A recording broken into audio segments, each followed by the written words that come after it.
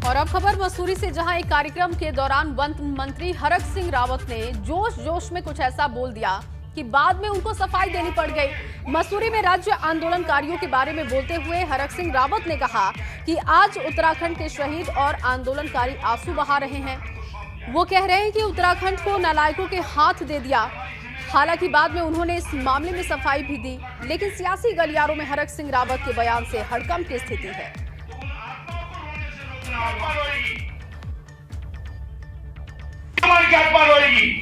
भाई बेजवार की आत्मा रोएगी, उन बलबीर सिंह की आत्मा रोएगी, उन सैकड़ों लोगों की आत्मा रोएगी जिन्होंने उत्तराखंड राज्य के लिए बलिदान दिया है। हमने इन नायकों के हाथों में, इन बेवकूफों के हाथों में उत्तराखंड को सौंप दिया है। इसलिए मैं आज आपसे कहना चाहता हूं कि हमारी जिम्मेदारी, अगर हम सही मायने में उत्तराखंड के हितैषी हैं, सही मायने में उत्तराखंड के प्रेमी हैं, तो उन आत्माओं को रोने से रोकना होगा। मैंने नालायक शब्द उसके लिए किया, मैंने केवल उसके लिए किया, आप सब लोगों के लिए भी किया।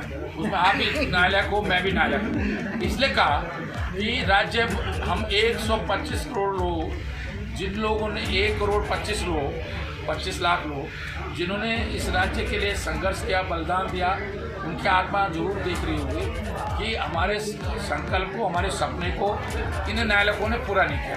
उसमें मैं भी नायक हूँ, मैं भी अब हंसा दनाई के सपने को पूरा नहीं कर पाया।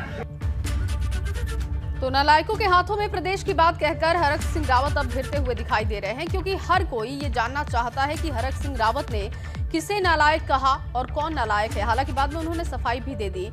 इसी पर बात करने के लिए पंकज राणा हमारे साथ मौजूद हैं। पंकज, ये पहली बार स्थिति नहीं है जब कोई नेता पहले बयान देता है और फिर उसे अपने ही बयान पर सफाई देनी होती है, लेकिन सवाल तो ये बन रहा है कि आखिर हरक सिंह रावत ने नालायक किसे कहा और बाद में फिर सफाई देते हुए खुद को क्यों नालायक बताया। बिल्कुल जय, देखिए हरक सिंह रावत जिस तरह से बयानबाजी करते हैं उससे ये साफ जाहिर है कि वो पहले ये नहीं सोच समझ पाते कि वो आखिर बोलना क्या चाह रहे हैं। इससे पहले भी कई बार इस तरह की बयानबाजी उन्होंने की है, चाहे हम पूर्व मुख्यमंत्री त्रिवेंद्र सिंह रावत को लेकर कहें या और भी अन्य तमाम ऐसे बयान हरक सिंह रावत ने दिए हैं जो जिससे कहीं ना कहीं भाजपा असहज में पड़ गई थी। अब एक बार फिर भाजपा के ही कैबिनेट मंत्री इस बात को कह रहे हैं कि राज्य गठन को लेकर जिस मंशा को लेकर राज्य गठन किया गया था, उसके बाद जो जिम्मेदारियां नेताओं को दी गई हैं वो नालायक और बेवकूफ लोग थे। तो इससे साफ जाहिर है कि उनका इशारा उन लोगों पर है जो मुख्यमंत्री बनाए गए थे, पिछले दौरान जो मुख्यमंत्री रहे हैं उनको लेकर है।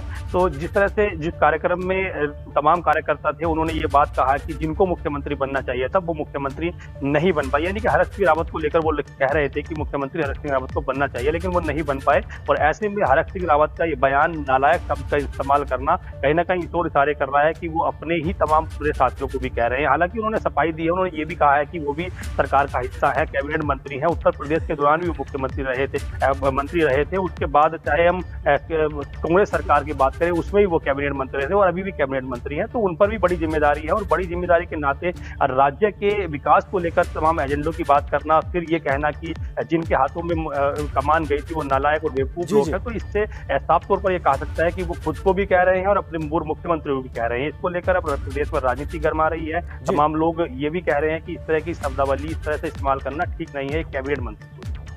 बहुत बहुत धन्यवाद आपका पंकज राणा।